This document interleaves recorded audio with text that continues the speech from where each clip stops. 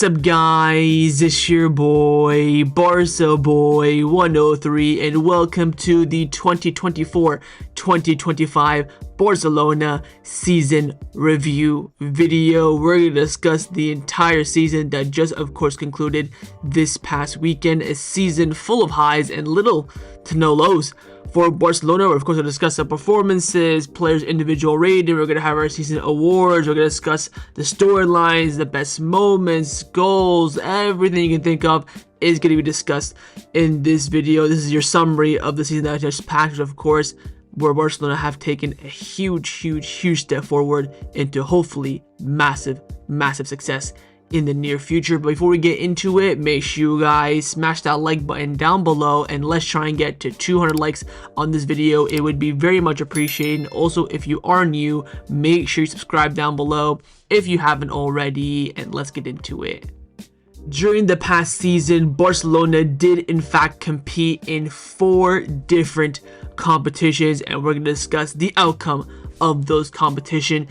In La Liga, Barcelona finished first place on 88 points, being crowned champions with 2 games remaining. In the Copa del Rey, Barcelona were victorious 3-2 in the final against Real Madrid, and with a quite difficult route going through. We had Linares at the beginning, then Betis, then Valencia, then Atletico, then Real Madrid in the final. That's 2 trophies in the bag. Next up, of course, the other cup competition, the Spanish Supercup, and also in which Barcelona won 2-0 against Athletic Club in the semi-final, then an emphatic 5-2 win against Real Madrid in the final. And the final competition is the Champions League, where unfortunately Barcelona lost in the semi-final, 1 game away from the final, losing 7-6 on aggregate to Internazionale Inter Milan, 3-3 in the first leg and 4-3 loss in the second leg, but thus overall winning 3 out of 4 trophies.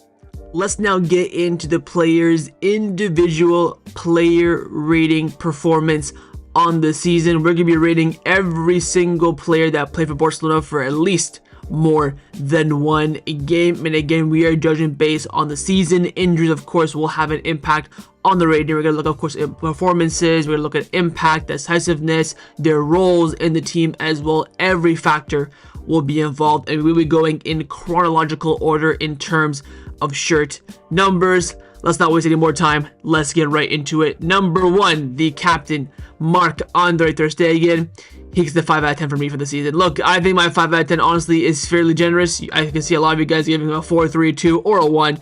Started all the season okay in the first few games, still conceded a few goals. Then he was having a few mistakes that Monaco game, and then of course did his tendon in the Villarreal game, was out for basically the whole season, came back in 2 games, and was shite in both those 2 games. So it's kind of hard to give him an average 6 for what he's done, because for the little time he's played this season, he has been absolutely below par, forcing Barcelona's hand to go into the market this summer to sign a goalkeeper, which says enough about Marc this season. The captain of the team, the leader of this team, gets a 5 out of 10 for the season, a below average score. Do not forget, an average score is 6 out of 10.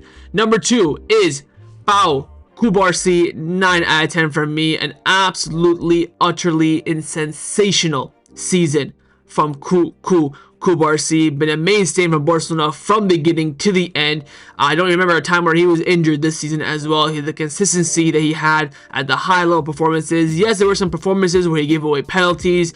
Red card against Benfica in that first leg in the 16 of the Champions League against Benfica that could have maybe gone and made it harder for Barcelona, but thankfully we won that game in the end. Had a few slip-ups for someone being of his age as well, but being a starter at center back at 18 for Barcelona after what he did last season as well is nothing short of remarkable. We saw a talent of it last season. The question was, can he continue? Is he just a little bit of a blip, a little bit of freshness that we saw, or is this guy talented? Boy, oh boy, is he talented. No doubt in my mind, one of, if not the best passers on the ball for a center back in the world class this season. He gets a 9 out of 10 from me. Number 3, Alejandro Balde. He gets an 8 out of 10 from me. I think he started off the season a bit slowly. Wasn't really looking great, really super decisive in the final third, not having too much of an impact. But since that week against Bayern and Real Madrid, really turned up a notch, and also turned up a huge notch in the new year as well. In those cup games,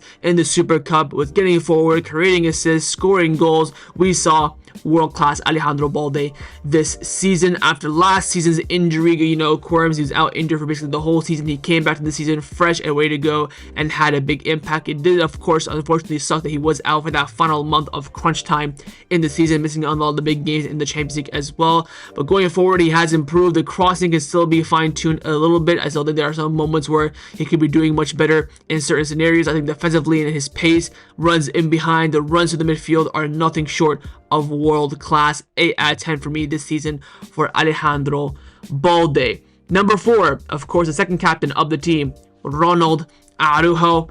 Average 6 out of 10 for him this season, and you could also argue that I am being a bit generous. Of course, was out for the first half of the season from August until December with the injury.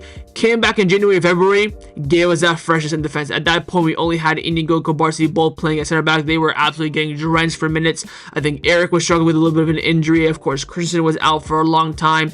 And he came in, and we just saw a man mountain. We saw the world-class defender that Araujo is in January, February, maybe a little bit of March. April came, we kind of were a little bit on his technique. We saw how much it's not quite there. We kind of also saw that he never attempted long balls anymore. Then of course everyone's gonna really highlight that Inter game where he did of course make some mistakes that ended up costing Barcelona a place in the Champions League final, which I have factored into my rating. I don't want to of course go over the top with it. I think based on his all performances, he wasn't too bad. I think hopefully the expectations for him will be much higher next season. Of course, only played half a season. I think he had some good moments from January, February, March, April, May. Wasn't really there. I think his role in this team, I really do like, coming in as that third choice center back, starting in some dead rubber games, coming on the big games to lock it down. But of course, that job, he failed against Inter, unfortunately. But I think overall this season, average 6 out of 10 is definitely a fair rating for Ronald. Number 5 was Inigo Martinez. 9 out of 10 from me. The rise of Inigo this season is nothing short of sensational. We saw last season how good he was. The issue was last season getting into a new team, finally making his move to Barcelona after years and years of trying. And we saw him, of course, do his hamstring on both legs. He was out for a month with his right hamstring, came back, did his left hamstring, and never really got back into it. But we knew how good Inigo was in those first few months of last season. This season, he's taking the opportunity. Araujo was injured, Christensen was injured, Eric Garcia wasn't too favored. He was given the chance, and he absolutely took it. The absolute leader of our defense, commanding that high line the whole entire season. He had some, of course, some slippy moments, some misplaced passes that led to maybe goals conceded, some, high lines that he was commanding that weren't, being super accurate. But for the expectations that you have for a player like him at his age, he was remarkable. He was one of the best center backs in the world last season without a shadow of a doubt, and he gets a 9 out of 10 from me. Number 6 was Pablo Gavi. I've given Gavi a 7 out of 10. I thought he had a really good impact on us this season. Of course, was injured for the first 2 months, I believe. Came back end of October. Had to go, of course, back in due to that ACL injury. Second half of the season, I think he really accepted his role. I think that was a massive reason why he performed well. Every time he came in, looked very good. I remember, I think, one bad performance just before the international break. Who do we play at home? Was it Osasuna, maybe? In that game where Dini Olmo missed 2 penalties. Maybe he didn't have a good game. I can remember somewhere in the middle where he didn't have maybe the best of cameos. We saw, of course, recently against Villarreal was astonishing. Against Athletic Club in that last game was fantastic. It's going to be a huge season for Gavi next season. But I think his role, like Araujo, that secondary role that he took this second half of the season, I think he did a really good job coming off the bench, playing some games where we need to do some rotation, and of course performing at a very high level. And in the 6, surprisingly, he has improved a lot. So 7 out of 10 for me, definitely better than Araujo's average. I think he did have a much bigger impact than him, and of course very excited to see him next season. Next up, number 7 is El Tiburon, Ferran Torres. He gets an 8 out of 10 from me. Of course, it comes down to expectation. Of course, last season had a great start, then just died out. You know, you cannot ignore his stats this season. I believe off the top of my head, it's like 17 or 18 goals and like 6 or 7 or 8 assists. Like, he has like over 25 GA for sure. And for a player in a secondary role to have that kind of impact is remarkable. He came in big moments. Super sub Ferran Torres in December, in January, in February, in March. And when Lua got injured, he went up front. Didn't really perform too well, but still got goals. I think if I was being really harsh, I would give him a 7. I think the 8 is for, you know, the happy mood, the end season that he did have. I remember a lot of times he scored goals, but he wasn't really performing that well. For example, the El Clasico 4-3 that we won, where he got 3 assists, which looked on paper great, but you watch that game, you see that the assists were kind of, you know, layoffs and easy, and also that he wasn't, you know, having a great game. I think he definitely exceeded expectations this season to the point that he's going to end up staying. We're not going to sell him this summer, even if a big offer comes in. So shout out to Ferran. I think he had a good season. I think now he's kind of molded into that striker role for Barcelona. Maybe he's not that effective for us on the wings, even though he can play there, but I think overall, decisiveness and big moments for Barcelona, scored some goals like we wanted him to do. Overall, I think he had a very, very solid season. Next up, number 8, and of course the 5th captain of the club, Pedri Gonzalez, 9 out of 10. This guy was absolutely remarkable this season. One of, if not the best midfielder in the world this season. The way he dictated games on so many different occasions, from that December, January, February, a little bit of March. Madre mia, he was absolutely unbelievable. And it's hard to describe a player like Pedri and, you know, kind of a player rating like this, because you just have to see it's just the eye test, really. And you can see how he dictates games, how he impacts games from that midfield. When you have players like Raphinha, Lamine, Lewandowski, Olmo in front of you, and you're in the 8 and you're impacting games single-handedly, that just shows your quality. And for a player like Pedri that's so hard to replace, it's so unique in football, we're just thankful at this point to have a player like him playing for Barcelona. Shout out Ramon Planas, 9 out of 10 for Pedri this season. Next up, number 9, RL9, Robert Lewandowski. I've given Lewandowski an 8 out of 10, and honestly speaking, it's very similar to what I said about Ferran Torres. Of course, he did it at a higher level, but you do have a higher expectation with Lua. I think he had, 45 goals and about 5 or 6 assists, something like that. Definitely passing 50 GA this season. A remarkable campaign for him. Really sucks that we missed out on him on that final month of the season against Madrid, against Inter as well. But again, like Ferran, there are a lot of moments where he didn't really play well but got goals. A perfect example was the game last week against Athletic Club. Got a brace but missed 2 sitters, touches were all over the place. But I think, you know, from September to probably like November, he was on fire. Absolute pure fire. Then in the big moments as well, he came up big. There was Atletico Madrid away 4-2. Multiple Clásicos as well. Remarkable campaign for Robert. 100 goals he hit this season for Barcelona as well. Absolutely sensational. Next up, number 10. Ansu Fati, average 6 out of 10, barely played. Again, of course, he fell out with Flick a little bit from October until like April, where he didn't get a single minute whatsoever. I think I was definitely one advocating for saying that I didn't think we'd see Ansu Fati again this season, and you know, we did in the end with Lamine Yamal forcing Flick to bring him on. In terms of his actual display and impact on the game, that cameo against Mallorca where we won 1-0 when Dini almost scored. If we can get to see that Ansu more often, he could definitely make a name for himself again. That performance is what I remember the most. But again, for the lack of minutes, the injuries, of course, that he did have. If he was fit when Lamine was injured, that could have been his real chance. The belief we had in preseason and him getting injured, the belief we had in him mid-season, then he got injured when we needed him the most. Just wasn't great, unfortunately, and most likely now he's off to Monaco. So 6 out of 10 for me for Ansu, an average season for Barcelona. Next up, number 11, the 4th captain of the club, Raphinha, and he's going to be getting a 10 out of 10. Perfect season for Barcelona. Am I overrating it a little bit? Probably. You could definitely argue that, but I would definitely say that since the March international break, he has dropped in level a little bit. But you cannot ignore what he's done this season. The impact he had from September until February was remarkable. And even despite that, after that, where he maybe wasn't performing that well, goals, assists, and huge impactful moments every single time. The overachieving, the performance that he had this season was on another level. He led this team. He was the one that made us believe that we can do something special this season, which of course we did end up doing something special this season. But it's hard to describe for Raphinha. It's a perfect 10 out of 10, so it's really hard to, go into details about it. When it's a perfect 10 out of 10, you just think everything he did was perfection, and that's pretty much what he did over a course of a season. No ignoring that. Next up, number 13, Iñaki Peña. He gets a 4 out of 10 for me. Do not fall for the last game against Bilbao where he played well. Overall this season, Iñaki Peña has dropped a level massively. Again, I do have a teensy tiny bit of Iñaki Peña agenda. I mean, apart from I think his game this past week against Athletic Club and the game against Madrid at the Bernabeu where we won 4-0, kept a clean sheet, made some big saves in that game.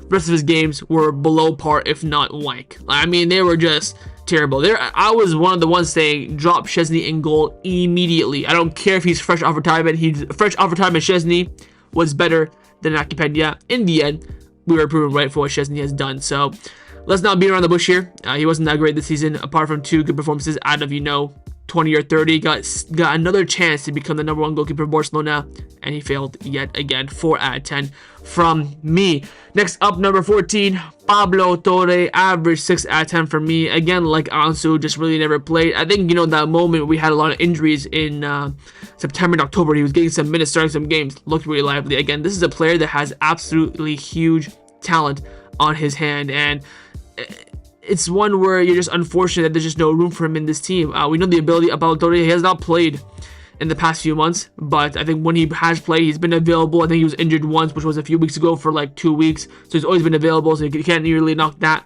too much. But I think he had a good season when he has played. I think maybe in the training as well behind the scenes could have had an impact for always being available, and when he came on, played some good games, had some goals, had some assists, had some impact as well, so no real complaints there for me. Average 6 out of 10 for Torre. Next up, number 15, Andreas Christensen. He gets a 6 out of 10 for me as well. Very similar to the rest of the injured players. When you're out injured for the majority of the time, it's kind of hard to rate you. Of course, Gavi was available a lot, and that's why he got the higher rating. With Christensen, those performances when he came back from injury, oh my god, Espanyol, by the lid, what he did in that Clasico as well in the second half cameo. He's just a solid player. He's so good, technique, vision, on the ball, off the ball, in the air, on the ground. Just needs to stay fit, but of course missed 90% of the season, but in that 10% he played very well in my opinion, so we'll give him an average 6 out of 10. Next up, number 16, Fermin Lopez. 8 out of 10 for me. I think Fermin Lopez this season was absolutely remarkable. This started the season off very slowly, but that could be because, of course, playing the Euros and Olympic back-to-back maybe had a little bit of a hindrance on him. In that time when Lamine was injured, we were playing Fermin out wide. He was getting more minutes.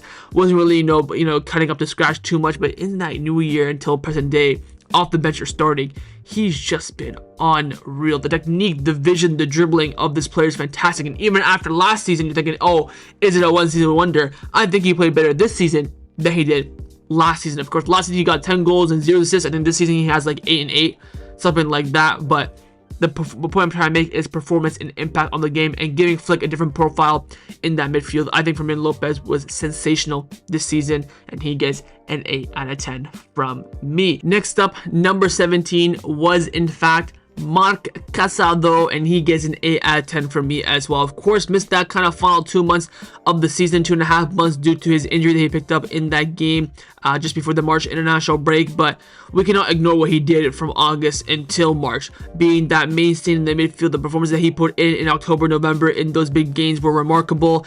No one saw this coming, especially the fact with Xavi not really trusting him too much last season. He just was remarkable. It's interceptions, the defensive play, his passing was fantastic. Maybe breaking the lines he could improve upon. That's why probably Frankie de Jong ended up taking his spot from him in that midfield. But the way he was playing, the movement, the reliability as well, the different profile he provided as well was astonishing. And I cannot wait to see him next season again with now a season under his belt. And most importantly, on top of his ability and his good play, had that passion, desire, and love for the club when he put on that shirt and stepped on that pitch, and it was very visible for a lot of Barca fans. So 8 out of 10 for me. Definitely overachieved and accomplished what we expected from him coming into this season, especially before preseason as well. Speaking of preseason, next up, number 18 is the preseason wonderkid Pau Victor. Gets an average 6 out of 10 for me. Very similar to Torre and Ansu. Barely played. Had some good moments where he got some goals against Mallorca. Scored that little consolation goal against Osasuna.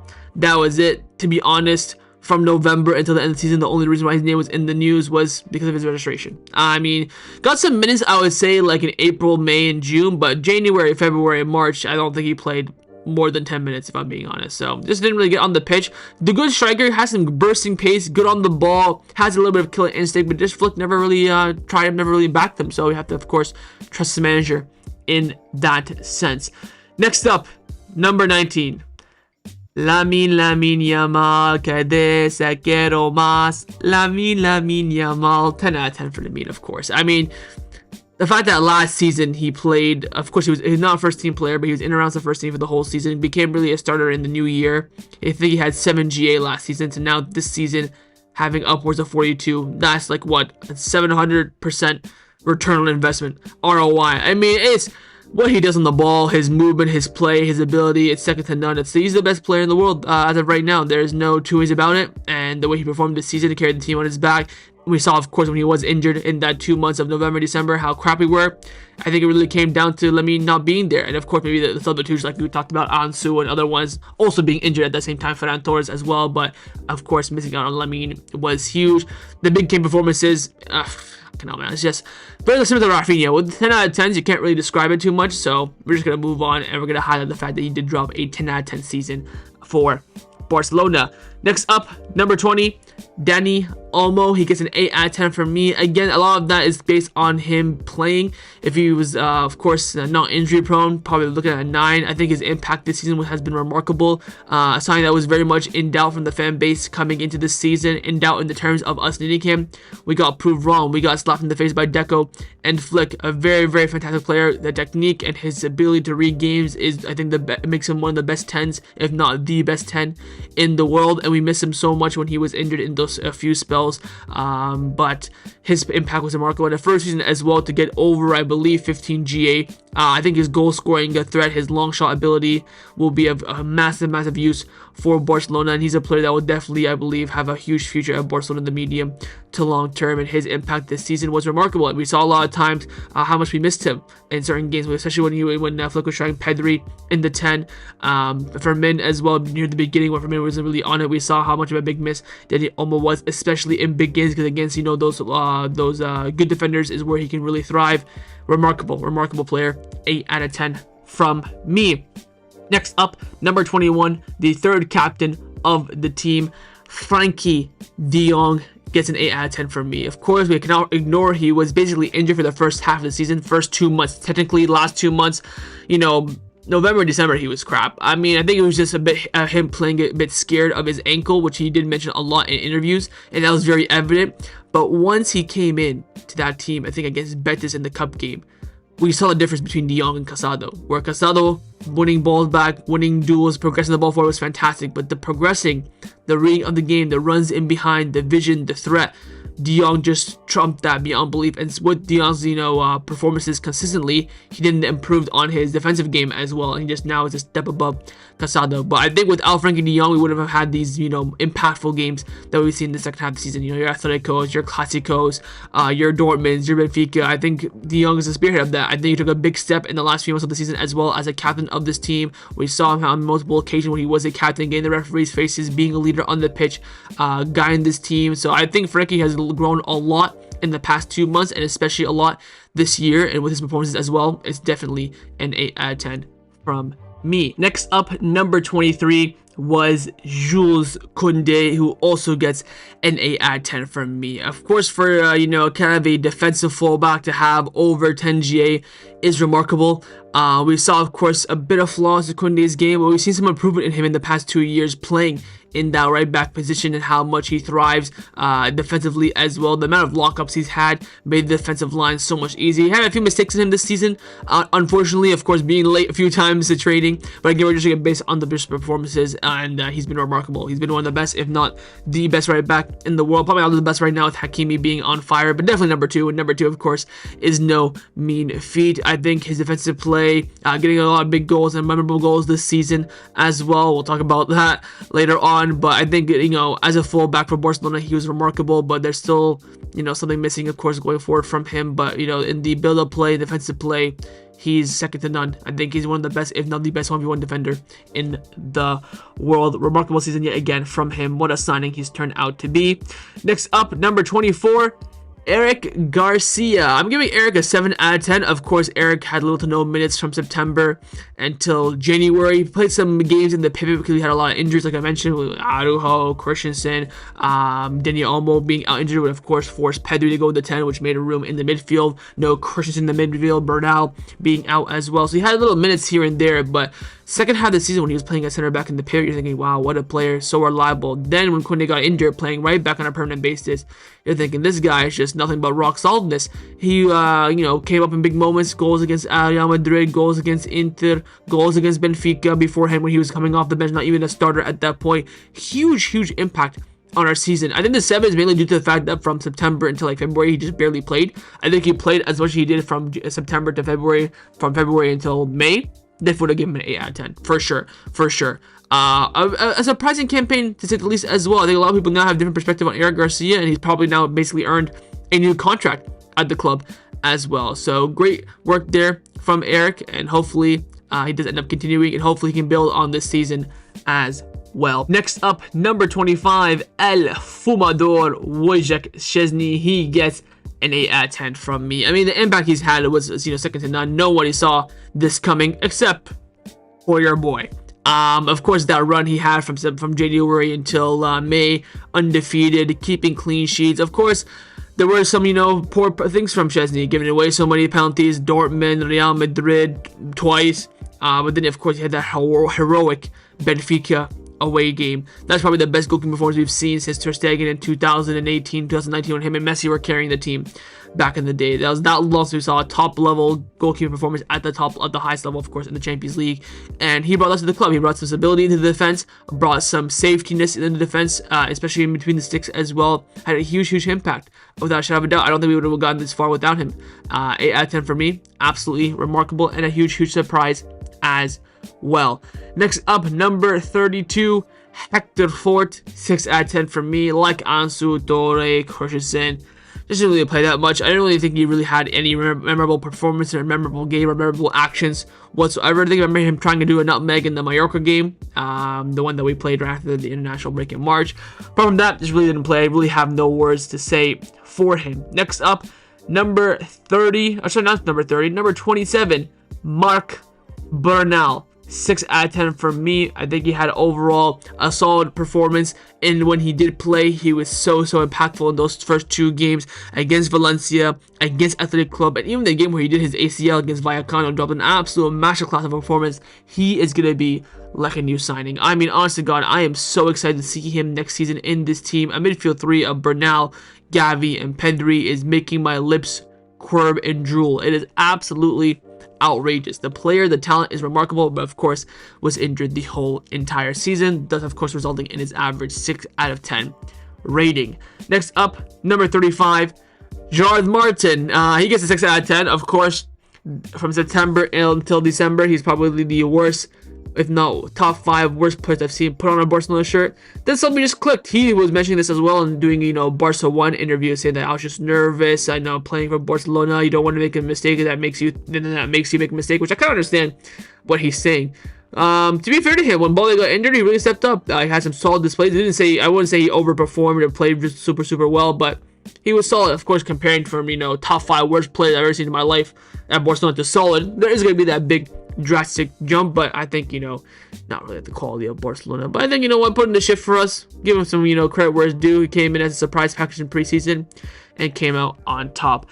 And last but not the least is Sergi Dominguez. To be honest, I don't even know what his number is. Of course, he played a lot of minutes at the beginning of the season due to the fact that, again, Eric Garcia, Christensen, Araujo were all pretty much injured. He was the next in line in terms of center backs. Played I think only 3 or 4 games, was involved in the Cup, Super Cup, Copa del Rey, and La Liga squad, so he's going to be counted here. Average 6 out of 10, of course, dropped an absolute all-time stinker against Osasuna in the league. That's the only thing I really remember from him. I think he came off the bench in the Athletic Club game, the second game of the season at home, played alright, but I guess hard to judge from a few games, so we'll give him an average 6 out of 10 to be generous.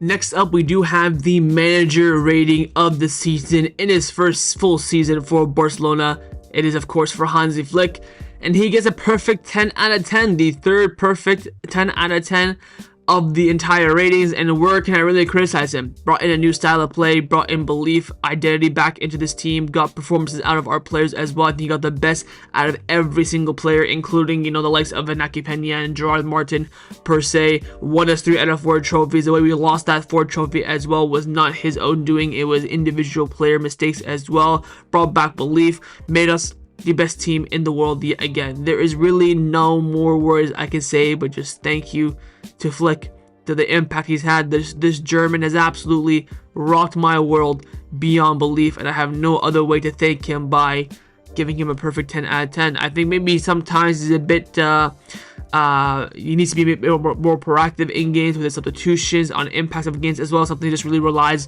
on just the team coming back. A perfect example is that 4-4 against Atletico. You're 2-0 down with 10 minutes. You're thinking, what the hell, Flick? Try and do something. Try and tweak something. He kind of just kept the team how it is and believed in his team. And you know the team chemistry that he you know continued on from Xavi, but built to make it even stronger. The emphasis on it as well. You can see it on the pitch behind the scenes as well. So there's really no words to say, but you know, astonishing work, unbelievable work. It leaves you speechless. I don't even know what else to say. Like, what he's done this season has been nothing short of fantastic, and hopefully next season can be as good, if not even better. And last but not the least is of course the team season performance rating, the performance of the team. What will its ratings be? You can see it of course on the screen. I have given it a 9 out of 10. Not a perfect 10, of course. Perfect 10 means you win everything, and we didn't.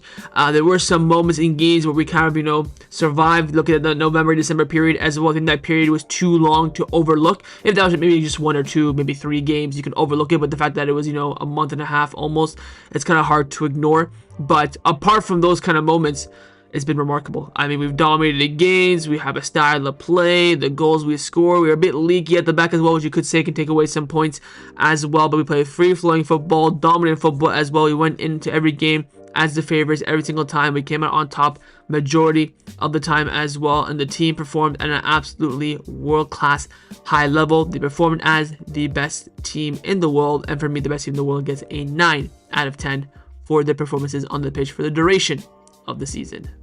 Let's now get into the Barcelona First Team Season Award ceremony. We're going to be having a lot of awards this year. I've added some new ones as well to freshen things up. Of course, each award will have its own category. There's going to be 4 nominees. Then I'm going to pick my winner. In the comments down below, you can mention, of course, your winner if you disagree with mine, or maybe a nominee that I did forget to include.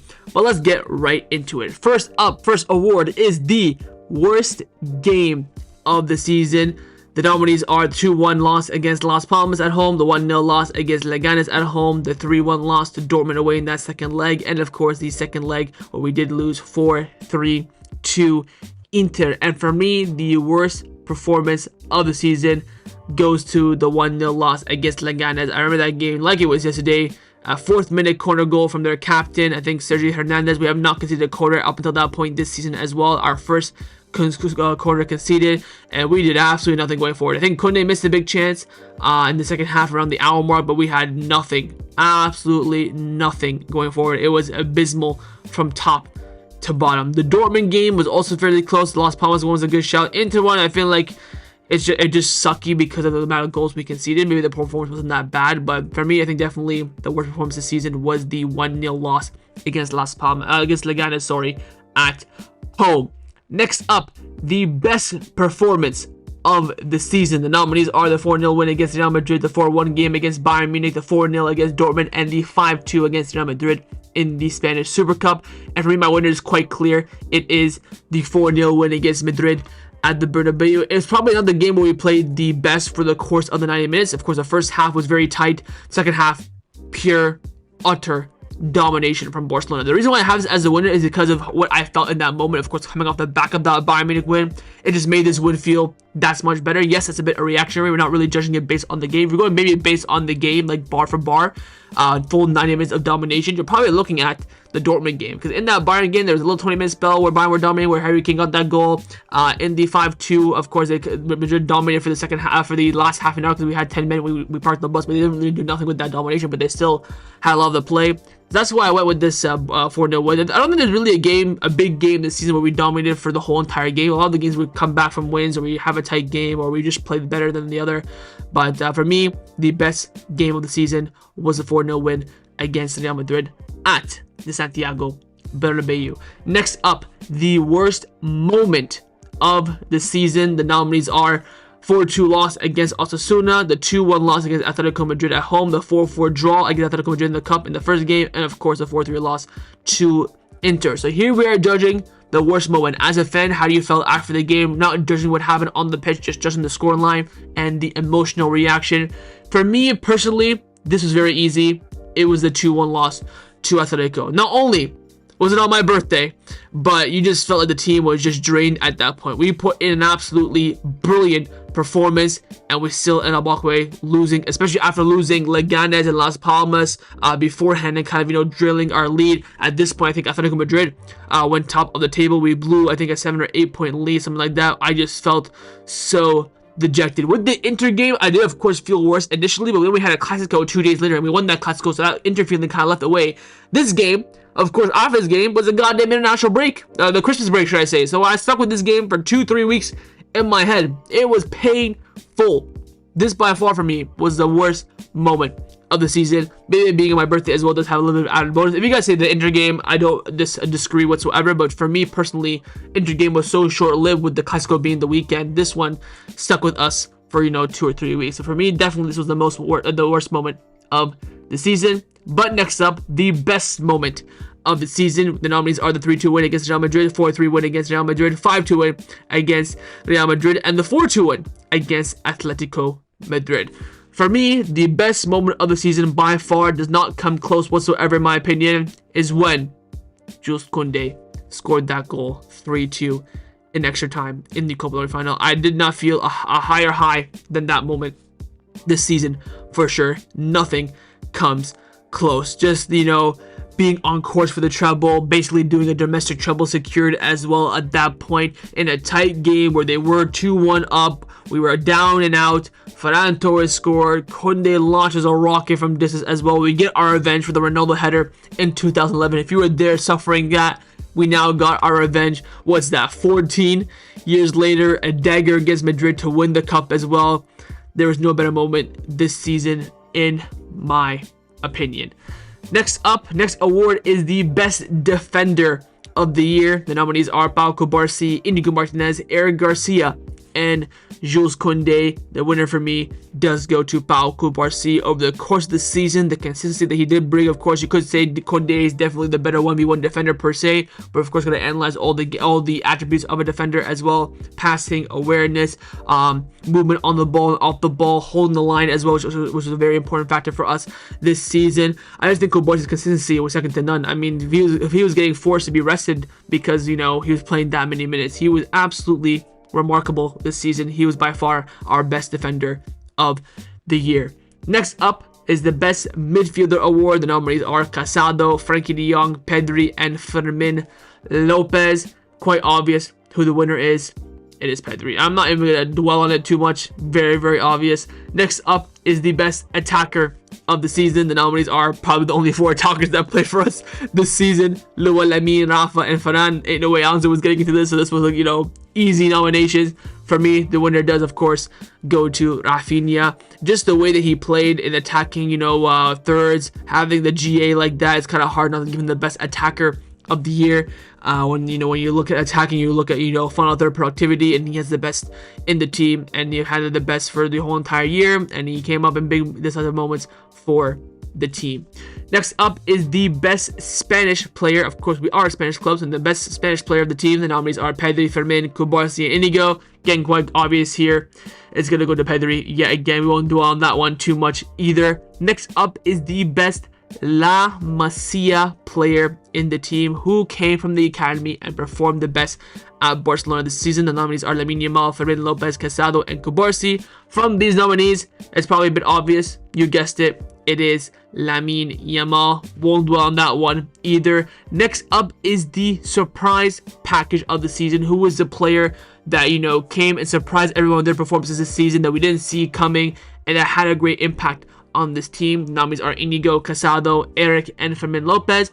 And for me, the winner goes, of course, to Inigo. I will say this. Eric Garcia was very, very close. If Eric Garcia played maybe a few months earlier, he could have definitely made some good competition and contention here for Inigo, but it's quite opposite with Inigo. Even though we do know the level of Inigo, just, we knew that he was like a solid 7 out of 10, but he now performed at, 9, 10 out of 10. So that jump is still a matchup from Eric Garcia. We thought he was a 5, performed at an 8, right? But that 8 was, pretty short term, so to speak. But Inigo's impact, of course, absolutely remarkable. Next up is the best under 23 players. I have taken out Lamine Yamal from this just to give someone else some flowers. Nominees are Casado, Fermin, Balde, and Cubarsí. You guessed it here. Still, the winner is Pau Cubarsí. Over the season, he was, of course, the best under 23, apart from Lamine Yamal. Next up is the worst player of the season. The nominees are Iñaki Peña, Ter Stegen, and Gerard Martin.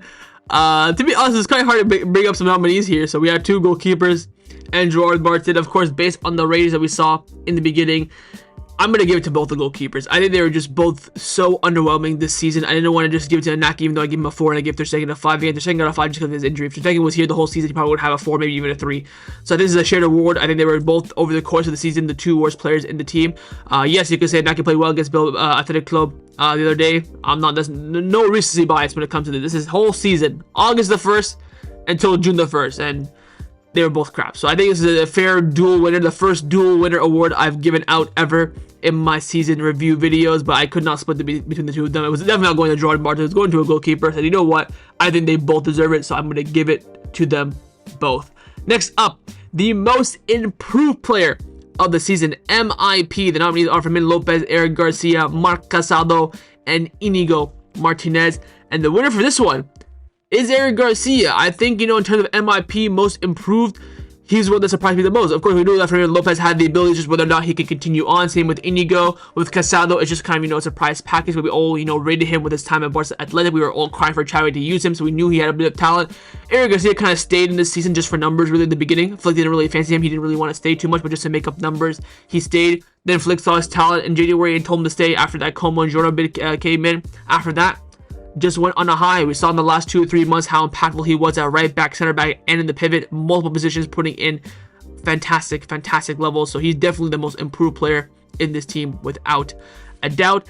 And the last but not least award is the best player of the season for Barcelona. The nominees are Lamine Yamal, Pau Cubarsí, Pedri, and Raphinha. These 4 are the core 4 in my opinion. These are the 4 best players for Barcelona this season. Consistency, performances, impact on games.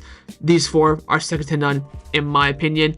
And the winner is Lamine Yamal. Desde quiero más. I mean, it's quite obvious.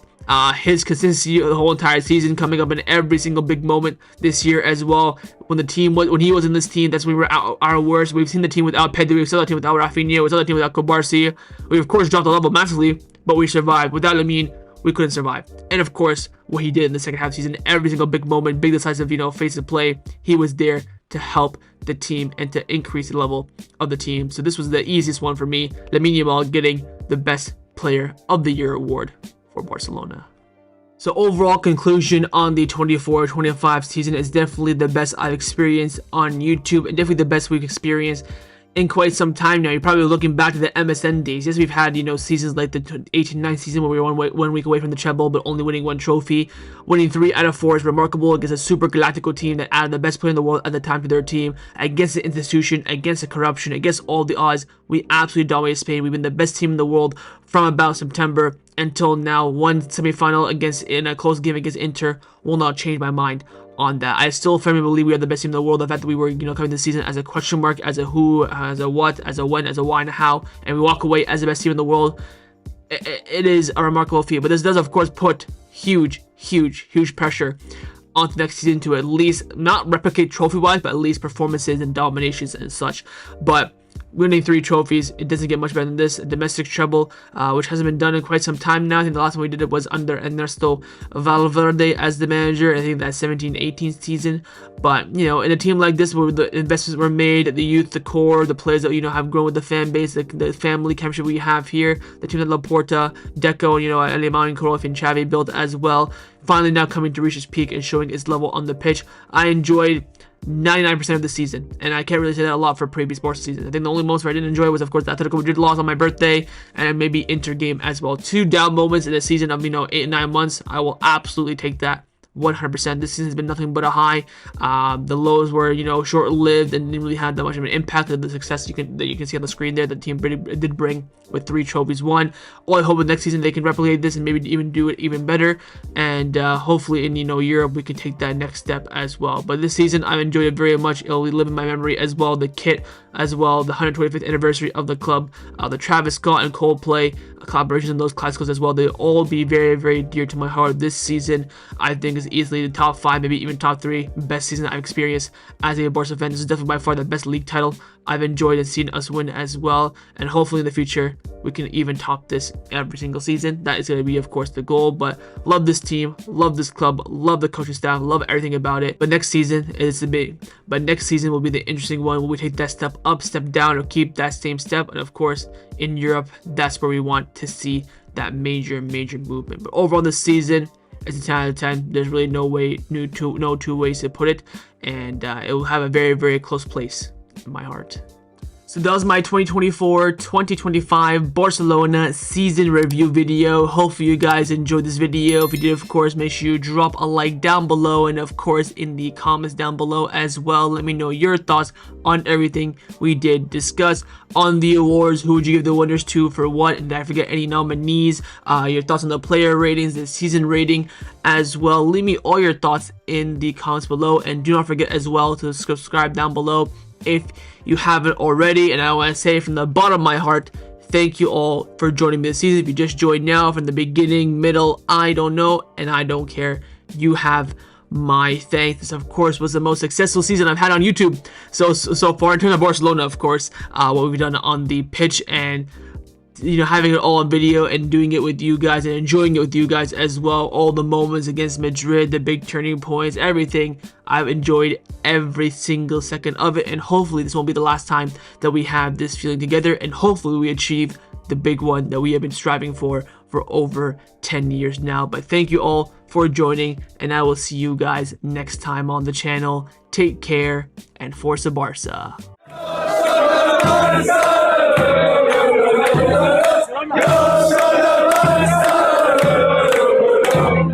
Yo,